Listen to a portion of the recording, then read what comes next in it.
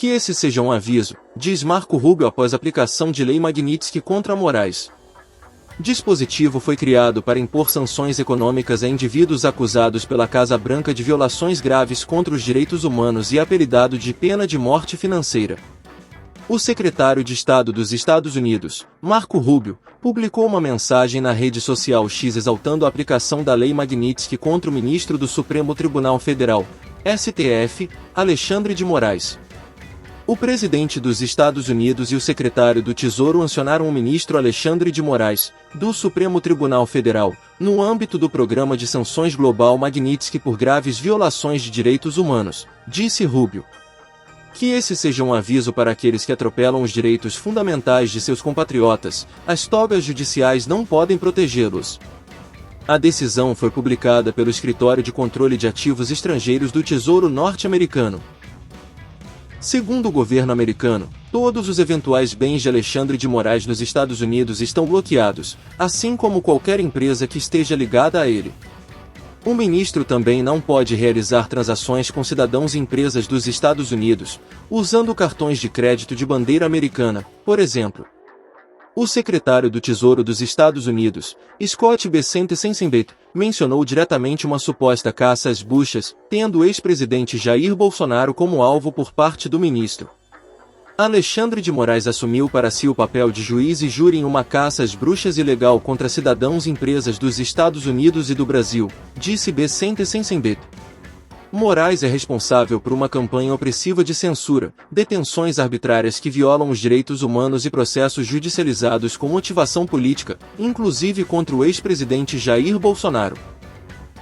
A ação de hoje deixa claro que o Tesouro continuará responsabilizando aqueles que ameaçam os interesses dos Estados Unidos e as liberdades de nossos cidadãos, afirma o secretário, em comunicado. No último dia 18, o secretário de Estado dos Estados Unidos, Marco Rubio, havia anunciado a revogação de vistos americanos de ministros do STF e seus parentes, citando Moraes nominalmente. Para justificar a medida, o secretário americano citou o processo que corre no STF contra o ex-presidente Jair Bolsonaro, que a tornou réu por tentativa de golpe de Estado após perder as eleições para Lula, em 2022. Em maio, durante uma audiência na Câmara dos Estados Unidos, Rubio foi questionado por um parlamentar trumpista se o governo considerava aplicar sanções contra Moraes com base na Lei Magnitsky.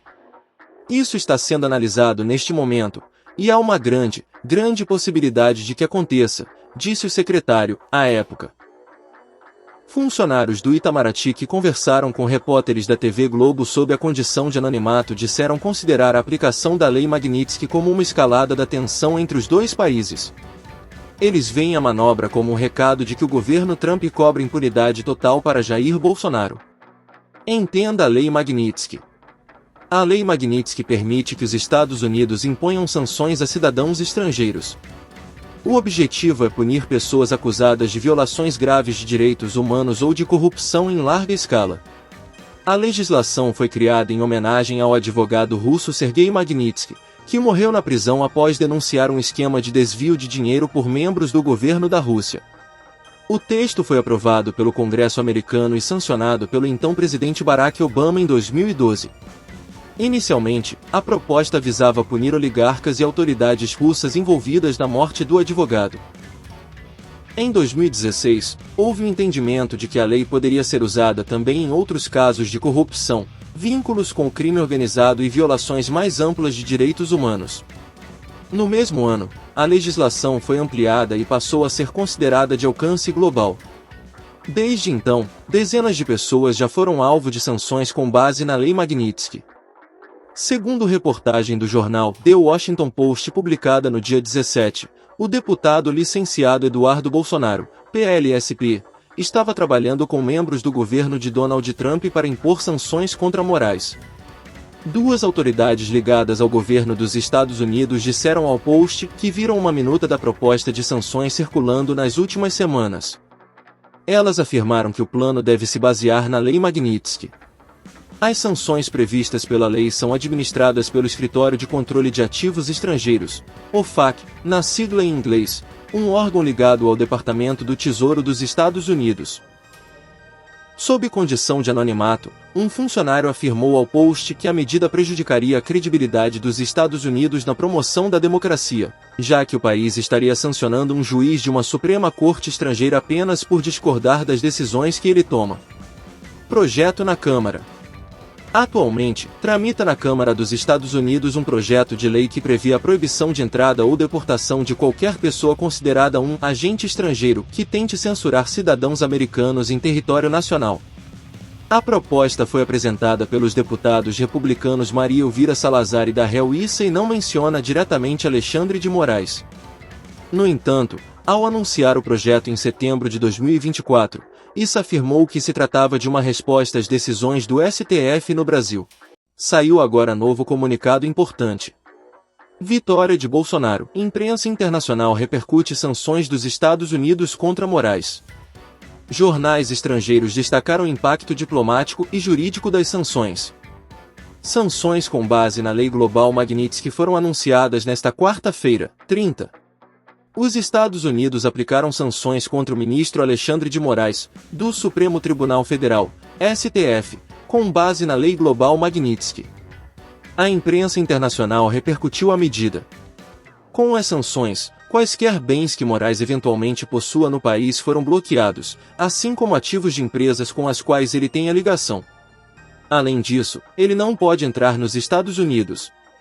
O ministro também está impedido de fazer transações com cidadãos ou empresas americanas, o que inclui, por exemplo, o uso de cartões de crédito emitidos por bandeiras dos Estados Unidos. The New York Times, Estados Unidos. Relaciona as sanções às tarifas de Trump e classifica a medida como vitória de Bolsonaro.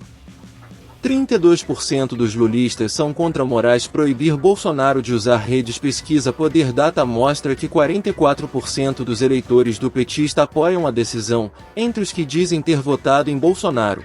27% apoiam o ministro do STF e 50% são contra. Bolsonaro diz que filho Eduardo representa na posse de Trump. Confiança 100%.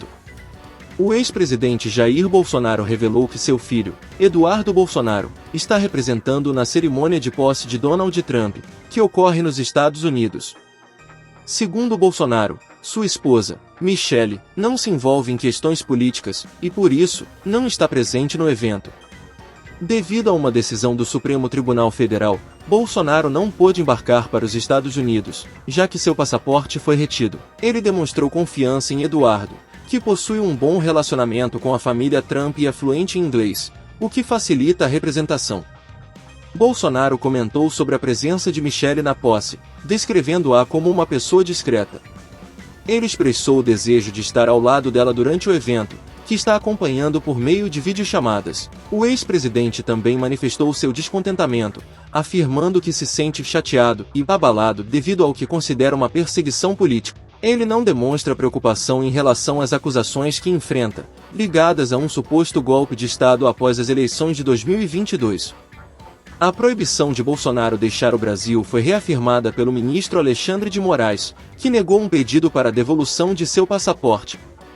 A Procuradoria-Geral da República também se posicionou contra a liberação do documento. Além de Eduardo e Michele, um grupo de 21 parlamentares da oposição também se deslocou para Washington para participar da posse de Trump, evidenciando a relevância do evento no cenário político atual. Sebastião Coelho comemora a aplicação da Lei Magnitsky contra Alexandre de Moraes, mas diz que não é suficiente. É necessário que o Senado tome uma posição para afastá-lo do cargo e, na sequência, ser punido criminalmente. Ainda mais. Veja o que aconteceu. Quem é Sebastião Coelho? Advogado detido após gritar no STF é investigado pelo CNJ por suspeita de incitar atos golpistas. Ele nem chegou a entrar no plenário, mas, ainda assim, conseguiu interromper o momento em que Moraes, o relator das denúncias, fazia a leitura do relatório. O advogado e desembargador aposentado Sebastião Coelho gritou palavras de ordem, como arbitrário, e foi retirado do local. O desembargador aposentado Sebastião Coelho foi detido por algumas horas após gritar no julgamento da denúncia contra o ex-presidente Jair Bolsonaro, e outros 7 por golpe de Estado, na primeira turma do Supremo Tribunal Federal, STF, nesta terça-feira, 25. Ele é advogado de Felipe Martins, ex-assessor de Jair Bolsonaro. Martins também é acusado de envolvimento na tentativa de golpe, mas não compõe o núcleo alvo do julgamento desta semana. Coelho é investigado pelo Conselho Nacional de Justiça, CNJ, por suspeita de incitação a atos golpistas quando ainda exercia o cargo de desembargador. Veja detalhes abaixo. Natural de Santana de Ipanema, ele tem 69 anos e é desembargador aposentado do Tribunal de Justiça do Distrito Federal e Territórios. Ele deixou de exercer a magistratura em setembro de 2022. Coelho se formou em Direito pela Faculdades Metropolitanas Unidas de São Paulo, em 1980. E, cerca de 10 anos depois, foi nomeado juiz de direito substituto do Tribunal de Justiça do Distrito Federal e dos Territórios. Segundo o Tribunal de Justiça do Distrito Federal e dos Territórios, ele atuou também na Auditoria Militar do Distrito Federal, na Vara de Execuções Penais do Distrito Federal, na 2ª Vara de Precatória do Distrito Federal e na 6ª Vara Criminal de Brasília. Investigação do CNJ. Um ano após se aposentar, em 13 de setembro de 2023, o Conselho Nacional de Justiça, CNJ, abriu uma apuração e quebrou o sigilo bancário dele por suspeita de incitação a atos golpistas quando ainda exercia o cargo de desembargador. Segundo o blog da colunista Camila Bonfim, a apuração sobre a conduta do magistrado aposentado partiu de comentários feitos por ele enquanto atuava no TRE-DF, após a aposentadoria, por declarações e pela participação em eventos no acampamento golpista em frente ao Quartel-General do Exército, em Brasília.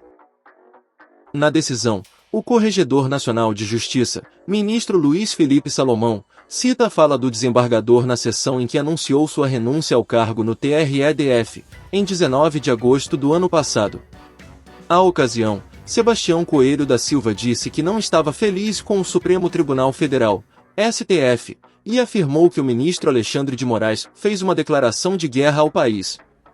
Ainda segundo a decisão do Corregedor Nacional de Justiça, o desembargador se aposentou do Tribunal de Justiça do DF em 15 de setembro do ano passado, por pedido de aposentadoria voluntária.